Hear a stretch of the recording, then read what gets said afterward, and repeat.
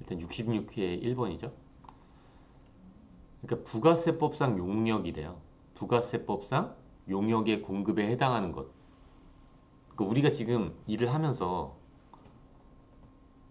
재화랑 용역을 구분하는 거에 대한 필요성을 잘 못 느꼈잖아요.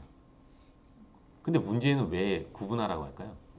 왜 재화고 왜 재화의 용역을랑 용역 그러니까 왜 재화랑 부가세법상 재화인지 부가세법상 용역인지를 구분하게 시키고 있잖아요.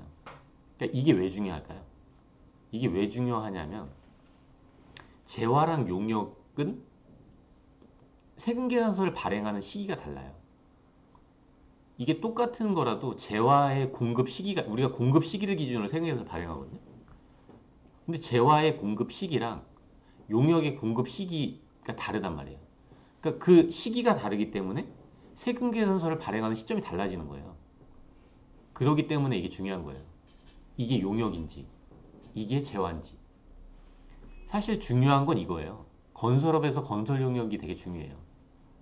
우리가 건설을 해준다는 거란 이 행위 자체를 재화의 공급으로 착각하는 경우가 많이 있거든요. 그러면 왜 중요하냐면 세금계산서 발행하는 시점이 다른 거예요. 그럼 세금계산서 잘못 발행해봐. 그 가산세가 되게 크겠죠. 그러니까 이런 문제가 있는 거예요. 어쨌든 그래서 이거가 재화의 용역인지 어떤 용역의 공급인지가 중요하다는 거예요. 그럼 일단 재화의 공급이 뭔지를 알아야 되겠죠. 용역의 공급의 반대까지는 아니지만 그 두 개로만 나누고 있으니까 재화란 게 재산적인 가치가 있는 물건과 권리래요. 빨리 할게요. 일단 상품 제품이래요. 이게 부가세법에 나와 있는 정의예요. 재화란 게 뭐냐면 재화를 공급하는 게 재화의 공급이겠죠. 물건이랑 권리를 공급하는 거래요. 근데 물건은 우리가 머릿속에 있는 게 그게 물건이고 권리도 권리를 공급하는 것도 이것도 권리라는 거죠. 이것도 재화의 공급이라는 거지. 이 권리가 재화니까.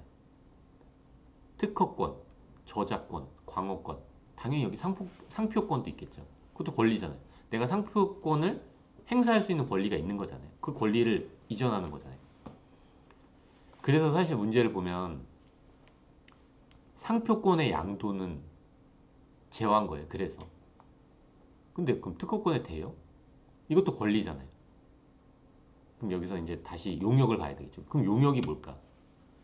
용역이라는 게 재산적 가치가 있는 영무와 그 밖의 행위래요. 무슨 말인지 모르겠잖아요. 영무가 무슨 말인지 모르겠잖아요. 영무를 딱 쳐보잖아요. 사전에. 그럼 영무의 뜻이 노역이라고 나와요. 그럼 노역은 또 뭐예요? 노역, 그러니까 일을 시키는 거예요. 일을 시키는 거. 그러니까 이 용역이라는 범위를 좀 구체적으로 언급을 해주고 있는 거예요. 재화랑 사실 포괄적이잖아요. 재화라는 의미가 우리가 머릿속에 딱 안 와닿잖아요. 그래서 이 용역이라는 거를 구체적으로 몇 가지를 이렇게 열거를 해놓은 거예요. 그럼 용역이 뭐냐?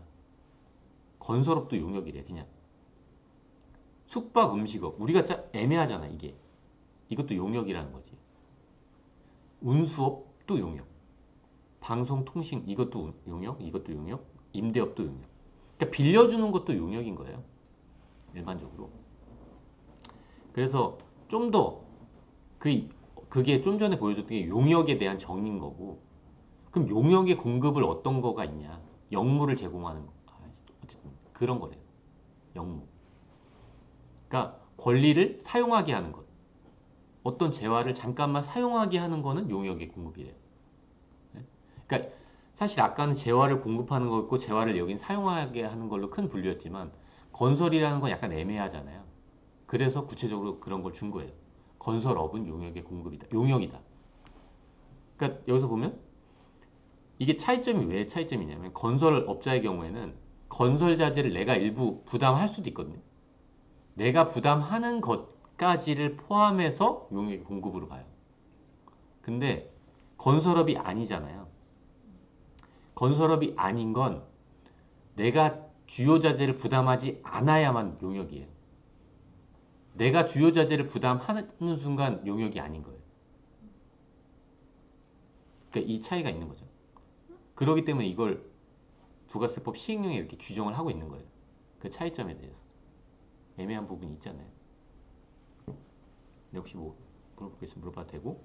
그리고 네. 네. 지금 방금 질문, 그러니까 좋은 질문이에요. 그러니까 자기가 건설 업종은 네. 내가 시멘트를 그 건설업이라는 게 어떤 거예요? 건설업이 내가 집을 져준다고 생각하면 돼요. 누가 나한테 집을 져달라 그랬어. 그래서 집을 공급하는 거잖아요. 근데 나는 시멘트 회사야. 내가 시멘트 회사를 갖고 있는 사람한테 건설업도 갖고, 물론 좀 이상하긴 한데 어쨌든 내가 시멘트를 만들고 있어요. 직접. 근데 건설업도 같이 하는 거예요. 그럼 이 회사가 집을 지어주잖아요. 집을 지어줄 때 어떻죠? 시멘트를 내가 부담하죠. 그러면 이것도 재화의 공급인데 예? 일부를 부담하는 거잖아요. 내가 사오는 거예요. 내가 사와서 총가격에 팔 수도 있잖아요. 내가 사와서 내가 만들어 놓고 이걸 팔 수도 있잖아요. 아니면 부담하지 않을 수도 있겠죠. 그것도 용역의 공급인 거예요. 근데 건설업 말고 다른 거. 내가 인형을 가공해 주는 거예요. 인형을 붙여줘. 인형이 목이 있고 몸통이 있는데 몸통을 내가 부담해. 목은 어디서 갖고 와요. 그걸 내가 꼬매줘. 꼬매줘서 공급해. 그럼 내가 몸통을 밖에서 사와서 내가 사오는 거잖아요. 내가 사와서 이 사람한테 공급하면 난 분명 꼬매주는 업을 하는 거잖아요. 꼬매주는 그쪽에서 준 머리랑 내가 사온 몸통을 결합시켜서 꼬매주는 이 가공 용역을 해주는 거거든요. 근데 몸통이랑 머리를 그 사람이 다 주잖아. 그럼 이거는 재화의, 그러니까 용역의 공급이야. 난 꼬매만 주면. 내가 자재를 부담하지 않잖아요. 근데 내가 몸통을 사와서 그 사람의 머리랑 같이 해서 공급을 하면 이거는 재화의 공급이라는 거지. 그래서 그게 건설업과 다른 차이점인 거예요. 그리고 지식, 경험, 숙련에 관한 정보를 제공하는 것도 네, 노하우라고 하거든요. 이걸 이제 좀 명백히 규정을 해놓은 거예요. 용역의 공급이란 카테고리 안에. 그래서 문제를 풀어보면 상표권이죠. 권리를 제공하는 거는 재화거든요. 근데 재화를 그냥 사용하게 하는 것. 권리도 지금 뭐라 그랬죠? 권리가 재화라 그랬어요. 지금 잘 보면 재화가 뭐냐면 물건이랑 권리까지 재화라는 거거든요. 그러면 상표권 권리죠? 이거 상표권까지는 재화인 거예요. 특허권 재화야. 근데 이런 권리를 제공하면 재화의 공급이고 권리를 그냥 사용하게 하면 용역의 공급이 되는 거예요. 근데 요거 임대업도 약간 애매한 게 있는데 이것도 사용하게 하는 거라서 네. 이것도 규정이 돼 있어요. 아까 봤는지 모르겠지만 임대업에서 임대업인데 임대업에 사용하던 자산을 내가 누군가한테 매각했어요. 똑같은 부동산 오피스텔을 매각했어. 그럼 이건 재화의 공급이 되겠죠. 근데 내가 오피스텔을 갖고 있었는데 임대업을 하고 있는데 그냥 이 오피스텔을 누군가 사용하게 하는 거예요. 이건 용역의 공급이라는 거지. 그리고 건설업은 내가 주유자를 부담하든 안 하든 용역의 공급. 건설업. 1번은 여기까지 하도록 하겠습니다.